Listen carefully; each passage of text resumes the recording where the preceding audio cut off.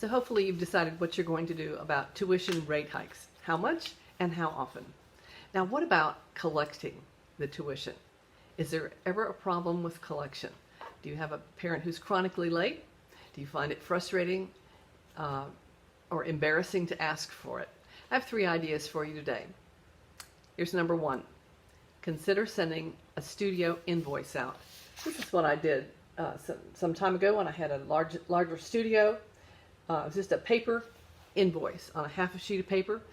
And I just put the parent's name on there and the month of May and how much it was, and send it home with the student. This is one of the forms in my book, Instant Organization for Your Piano Studio, available at Amazon and Top Music Marketplace.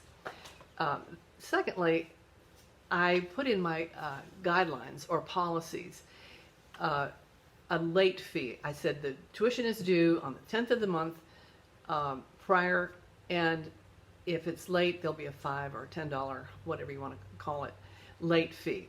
So if I have to, if the student does not come in with the check, then I send another invoice out, and it is going to be late, and just tack on a $5 or $10 late fee.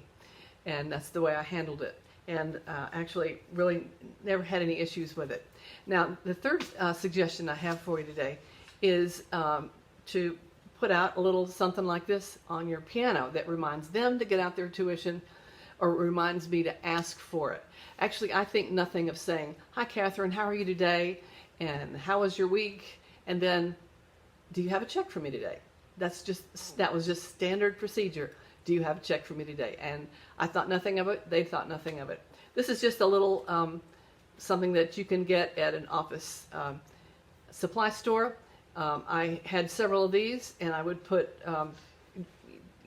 switch out the insides. I would have one when it was time for next week piano class, or next week recital, or next week last lesson, or something like that. So that was helpful to me. So hopefully those 3 tips will be beneficial to you as you think about tuition collection.